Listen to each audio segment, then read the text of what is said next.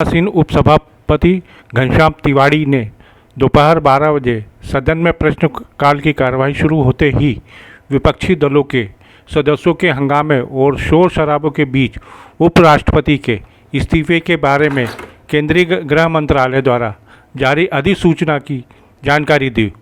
उन्होंने अधिसूचना का हवाला देते हुए संविधान के अनुच्छेद 67(a) के अंतर्गत उपराष्ट्रपति धनखड़ के इस्तीफे की सूचना दी।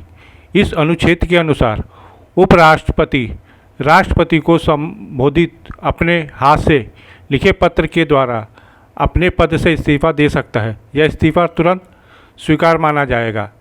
श्री धनखड़ ने सोमवार रात राष्ट्रपति द्रौपदी मुर्मू को अपना त्यागपत्र भेजा था। उन्होंने अपने स्वास्थ्य को प्राथमिकता देते हुए देश के दूसरे सर्वोच्च संवैधानिक पद को छोड़ने का फैसला किया था। भारत के उपराष्ट्रपति जगदीप धनखड़ ने अपने पद से इस्तीफा देकर सभी को चौंका दिया है। उन्होंने स्वास्थ्य का हवाला जरूर दिया, लेकिन इस्तीफे का यह कारण विपक्ष के गले नहीं उतर रहा है। कांग्रेस ने इस मामले पर सवाल उठाते हुए कहा कि कुछ बहुत बड़ी घटना घटी है, इस्तीफे की वजह कुछ और दिख रही है। कांग्रेस ने इस मुद्दे को संसद में उठाया। आज भी संसद का सत्र हंगामेदार रहा। कांग्रेस के महासचिव जयराम रमेश ने जगदीश धनखड़ के इस्तीफे पर सवाल उठाते हुए कहा कि कल उपराष्ट्रपति एवं राज्यसभा के सभापति जगदीश धनखड़ ने दोपहर 12:30 बजे राज्यसभा की बिजनेस एडवाइजरी कमेटी की अध्यक्षता की। इस बैठक में अधिकांश सदस्य उपस्थित रहे।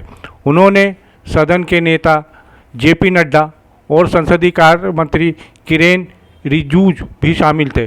चर्चा के बाद यह निर्णय लिया गया कि कमेटी की अगली बैठक उसी दिन शाम 4:30 बजे होगी। शाम 4:30 बजे निर्धारित समय पर बीएसी की बैठक दोबारा धनखड़ की अध्यक्षता में शुरू हुई। बैठक में नड्डा और रिजिजू के आने की प्रतीक्षा की गई, लेकिन वे नहीं आए।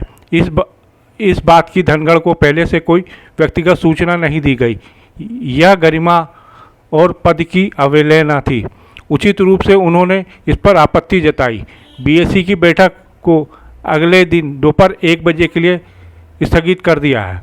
उपराष्ट्रपति जगदीश धनखड़ के इस्तीफे के बाद जम्मू कश्मीर के मुख्यमंत्री उमर अब्दुल्ला ने भी प्रतिक्रिया दी। उन्होंने उनकी कुशलता और लंबी आयु की कामना की है। उन्होंने आश्चर्य जताते हुए ये भी कहा कि ये पहली बार है जब इस तरह से किसी उपराष्ट्रपति ने अपने पद से इस्तीफा दिया है। उन्होंने अगले राष्ट्रपति पद के साथ न्याय की भी उम्मीद जताई है।